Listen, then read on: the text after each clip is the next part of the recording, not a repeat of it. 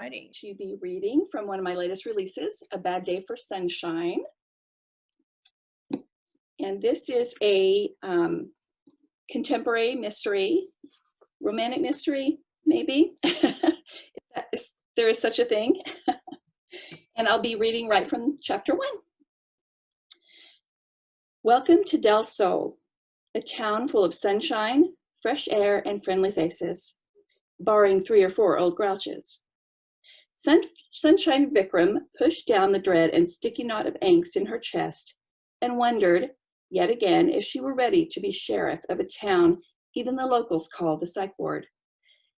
Del Sol, New Mexico, the town she grew up in, the town she'd abandoned, the town that held more secrets than a politician's wife.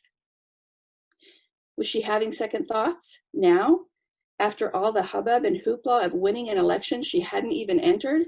Hell yes, she was. But after her night of debauchery, aka her last hurrah before the town became her responsibility, she thought she had conquered her fears, eviscerated them, beaten and buried them in the dirt of the Sangre de Cristo Mountains.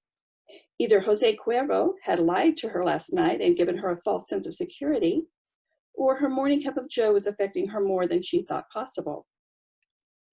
She eyed the cup suspiciously and took another sip before looking out the kitchen window toward the trees in the distance. The snow had stopped last night, but it restarted with the first rays of dawn. Snowstorms weren't uncommon in New Mexico, especially in the more mountainous regions, but Sun had been hoping for, well, sun, her first day on the job. Still, snow or no snow, nothing could stop the brilliance that awaited her along the horizon. Thick clouds soaked up the vibrant colors of daybreak and splashed them across the heavens like a manic artist who'd scored a new bottle of ARRRLD. Orange crush and cotton candy collided and dovetailed, making the sky look like a watercolor that had been left out in the rain. The vibrant hues reflected off the flat flakes, drifting down and powdering the landscape. Sun was home. After almost 15 years, she was home. But for how long? No, that wasn't the right question. Somewhere between her karaoke rendition of Who Let the Dogs Out, which bordered on genius, and her 5th shot of tequila, she and Jose had figured out the night before as well. This was the opportunity she had been both anticipating and dreading. Since she had a job handed to her on a silver platter, she would stay until she found the man who abducted her when she was 17. She would stay until he was prosecuted to the fullest extent of the law. She would stay until she could shed light on the darkest event of her life. And then she would put the town in her rear view for good. The right question was not how long she would stay, but how long it would take her to bring her worst nightmare literally to justice. She tucked a strand of blonde hair behind her ear and appraised the guest house her parents had built, studying it for the umpteenth time that morning. The Tuscan 2-bedroom felt bigger than it was thanks to the vaulted ceilings and large windows. All things considered, it wasn't bad, not bad at all. It was shiny and new and warm, and the fact that it sat on her parents' property, barely 50 feet from their back door, was surprisingly reassuring. She'd worked some long hours as a detective. Surely as a sheriff, that wouldn't change. It might even get worse.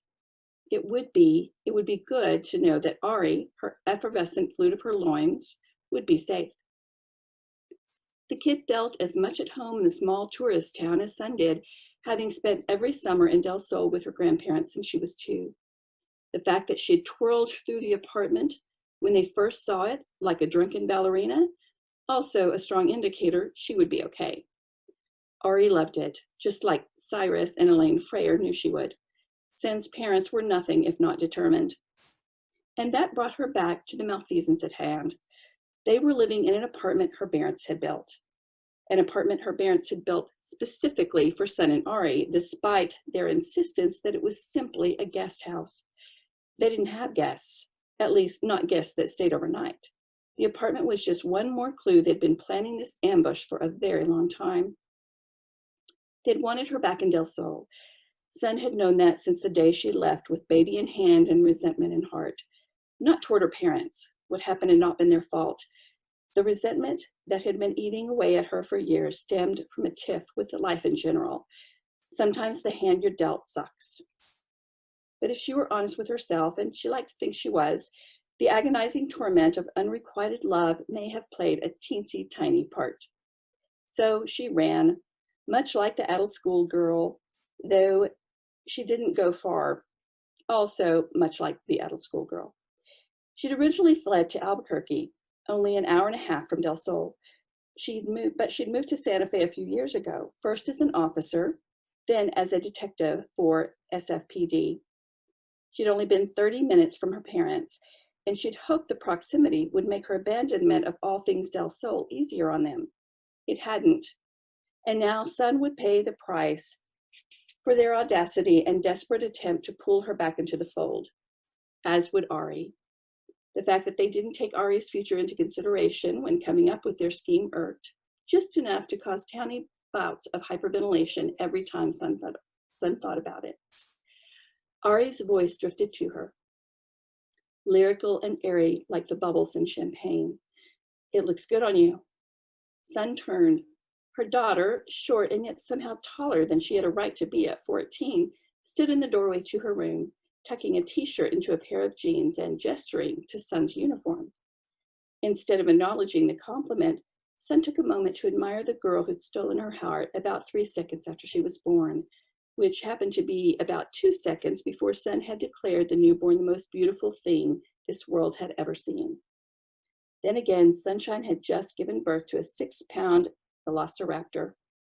Her judgment had been skewed, though not likely, or it could have been skewed. The girl had inherited the ability to stop a train in its tracks by the time she was 2. Her looks were unusual enough to be considered surreal. Sadly, she owed none of that features to Sunshine, or her grandparents for that matter. Ari's hair hung in thick, coppery waves down her back. Sunshine's hair hung in a tangled mess of blonde with mousy brown undertones when it wasn't French braided, as it was now. Ari's hazel eyes glistened like a penny, a freshly minted one around the depths of her pupils, and an aged one that had green patina around the edges. Sun's were a murky cobalt blue, much like her grandmother's collection of vintage milk of magnesia bottles. Ari's skin had been infused with the natural glow of someone who spent a lot of time outdoors. Sunshine was about as tan as a notebook paper. The girl seemed to have inherited everything from her father, a fact that chafed. "Mom," Ari said, pursing her pouty lips, "you're doing it again." Sun snapped out of her musings and gave her daughter a sheepish grin from behind a cup. "Sorry." She dropped her gaze to the spiffy new uniform she'd donned that morning. As the newest sheriff at Del Sol, Sun got to choose the colors that her deputies would wear. For both their tactical and dress uniforms, she chose black, sharp, mysterious, slightly menacing. And because she wanted to look her best on the first day on the job, she had opted for the Class A, her dress uniform. She owned her fingers of the badge pinned above her front pocket and the button down. Inspected the embroidered chef's patch on her shoulder, marveled at how slimming black trousers really were. "I do look rather badass, don't I?" Ari adjusted the weight of her jeans and offered a patient smile. "All that matters is that you think you look badass." "Yeah, well, it's still crazy. And if I'm not mistaken, illegal on several levels. How her parents got her elected as sheriff when she had no idea she was even running was only one of many mysteries the peculiar town of Del Sol had to offer. Your grandparents are definitely going to prison for this, and so am I, most likely. So enjoy my badassery as it lasts." "Mom," Ari threw her hands over her ears, "I can't hear that." "Badassery?" she asked, confused. "You've heard so much worse. Remember when that guy pulled out in front of me on Cerrillos? Heavy flow day," she pointed to herself. "Not to be messed with. Grandma and Grandpa won't go to prison. They're too old." Unfortunately, they were not too old, not by a long shot. Election tampering is a serious offense. "They didn't tamper. They just, wriggled." Sun's expression flatlined. "I'll be sure to tell the judge that, hopefully before I'm sentenced." Ari had been about to grab her sweater when she threw her hands over her ears again. "Mom," she said, her chastising glare the stuff of legend. the stuff that could melt the faces off a death squad at 50 yards, because there were so many of those nowadays. You can't go to prison either. You'll never survive. They'll smell cop all over you and force you to be Big Betty's bitch before they shank you in the showers. She put a lot of thought into this. Sun set down the cup, walked to her daughter, and placed her hands on the teen's shoulders, her expression set to one of sympathy and understanding. You need to hear this, hon. You're going to have to fend for yourself soon. Just remember, you gave at the office, never wear a thong on a first date, and when in doubt, throw it out. Ari paused before asking, what does that even mean? I don't know, it just always worked for me. She walked back to her coffee, took a sip, grimaced, and stuck the cup into the microwave. Grandma and Grandpa can't go to jail. Sun turned back to her fiery offspring and crossed her arms over her chest, refusing to acknowledge the apprehension gnawing in her gut. It would serve them right. No, Mom, she said as she pulled a sweater over her head. It wouldn't. Sun dropped her gaze. Well, then it would serve me right, I suppose. The microwave beeped. She took out her cup and blew softly, having left it in long enough to scald several layers off her tongue, as usual. But first, I have to check out my new office. While she'd been sworn in and taken office on January 1st, she had yet to set foot inside the station that would be her home away from home until the next election in 4 years, barring coerced resignation.